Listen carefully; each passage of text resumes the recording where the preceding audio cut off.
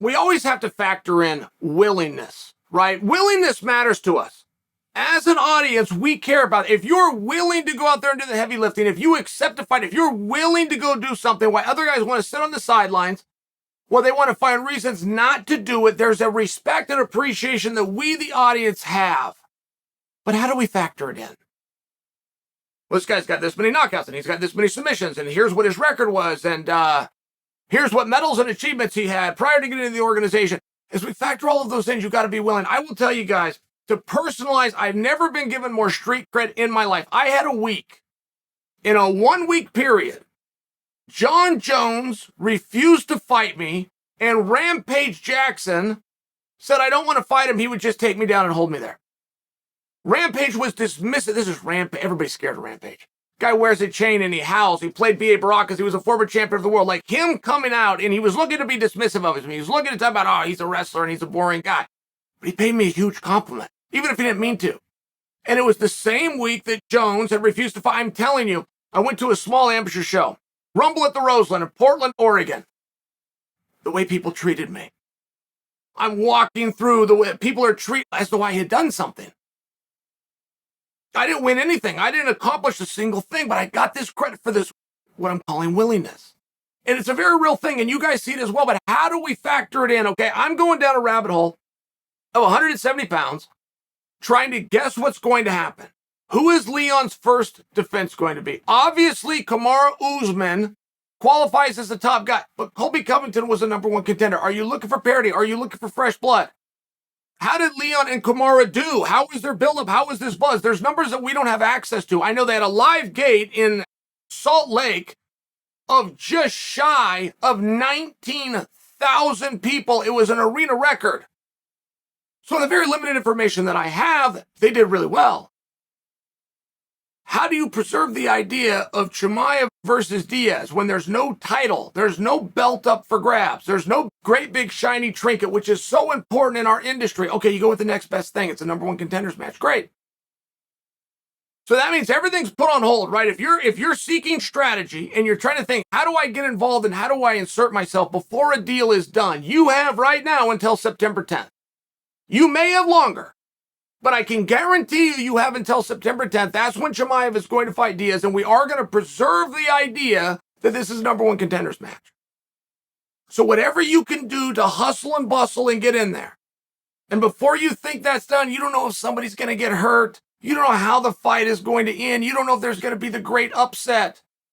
Won by Diaz, who then doesn't have a contract, right? It's one of these things you don't ever know, so you got to plan for it.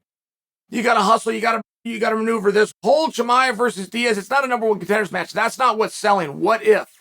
That is why this match works. What if Diaz wins? What if Chimaev wins? What if Chimaev knocks him out? What if he submits him? Finishing Diaz is a whole nother conversation for an explosion and a bounce for Chimaev, but it's very hard to plan for these things. How do you know? I have encouraged heavyweights in the UFC to the point that the veins come in my neck and my throat gets hoarse. I have encouraged heavyweights to start to demand #1 contendership matches, to start to demand fights, to start to demand that Francis Ngannou's belt is either stripped off of him or an interim title comes up. And I don't even care if those things happen. They need to be making the claim.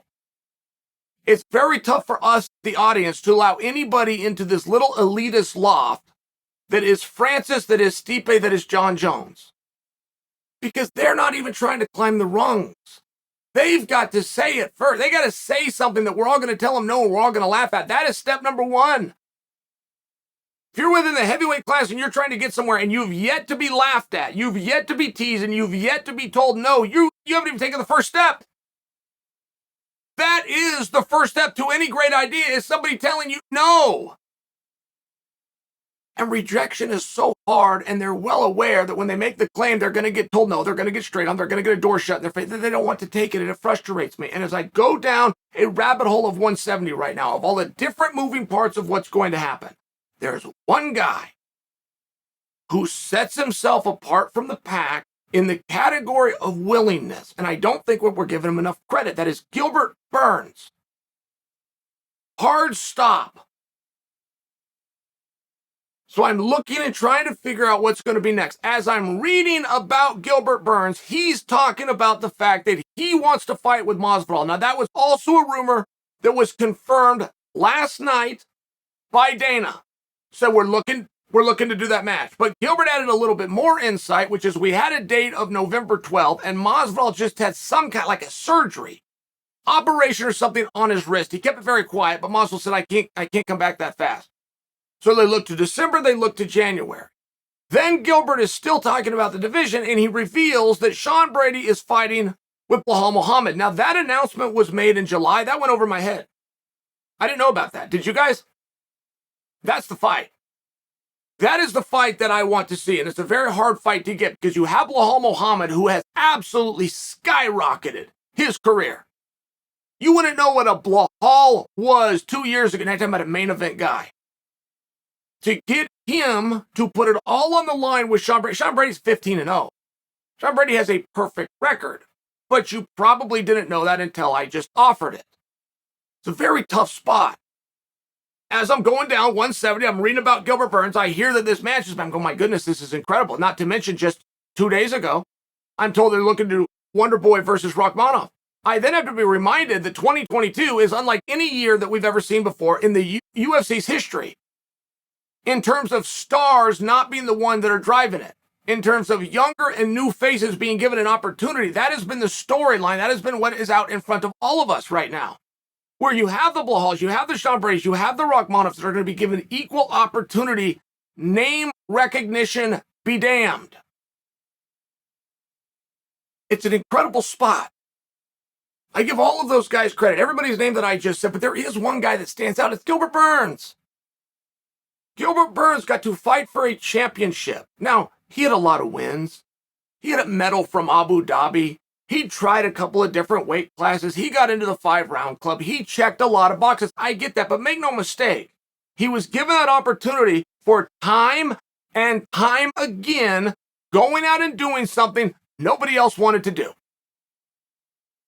You have to have credit for that, and Dana gave it to him. But he's the same guy doing the same thing. And he is genuinely willing to take on anybody. That ends up being a problem for him. It does. It ends up being a problem. You read 5 Gilbert interviews, you get 5 different messages because he's so wide open. So he doesn't have a beef. He doesn't have a problem. He doesn't have the same message that he's out there banging over and over again. So now it's our job to step in and do the right thing and make sure that we read between the lines that, yeah, maybe he doesn't have heat with anybody, but he's got a goal, he's got a dream. You pick the date, he'll show up, and he'll do a job that nobody else is willing to do. And we have to credit guys like that. I feel that he goes under the radar. To get opposite in the ring of George Masvidal is a massive opportunity. But guys, there's also skills and there's also gamesmanship here. People are missing some of this. You have, if you're in that division until September 10th, you have free reign. You have free reign to go in and position yourself anywhere that you want. George Masvidal, the sport's second biggest draw, understands these things and has already aligned himself with Leon. That's a point for George. For sure. George and Daniel Cormier have this public thing going back and forth because Daniel says, well, George isn't going to be given the opportunity. Maybe even went as far as to say he shouldn't be given the opportunity. That pissed Masvidal off, but Masvidal used that. Not mad at Daniel Cormier. He understands how this whole thing works. And as much as you think, look, Usman is going to get that opportunity, that's obvious. You could be right. But you have until September 10th, for sure. For sure. It could get into October, it could get into November. For sure, that clock is going to keep running until Chimaev and Diaz are done, and you get to come out here and you get to position yourself. Which, not to mention, as bad as Kamaru Usman wants to get that belt back, there is another side. There's another side of some extremely heavy lifting that Kamaru has to do as the king. And there is a way to get some of those guys in the rear view and only have to do it for 15 minutes. I mean, don't forget about that. Kamaru Usman, championship fighter. Okay, great. But if Kamaru Usman decides to go become contender, you're having a different conversation. Does that matter? Quite possibly not. But I'm just bringing this to your attention. There is ways to do it, and there's ways to look at this. There's very different fights based on the time. Here, let me give you a great example. the day the Madison Square Garden card was announced, Chandler and Poirier was the only name attached to that card. We came over here and we talked about this. We said it really matters if that's a main event. It hasn't been clarified as the main event, but it's the only fight attached to that card, which generally means it's going to be the main event. Now, UFC was working on something else.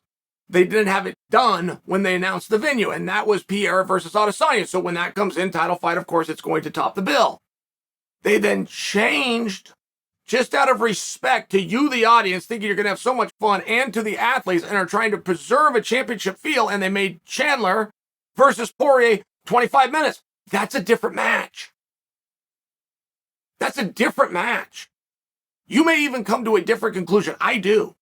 You asked me who's going to win between Poirier and Chandler. I have an answer for you for 5 rounds. I have a different answer for you for 15 minutes. We'll save that for another day. But there is calculation and maneuvering that still has to be done, whether you like it or not, whether you think it's fair or you think it's unjust. I'm telling you right now, open your mouths, get your story out there. You have free reign. It's an open court. That's not going to be forever. You have an open court till the close of business on September 10th.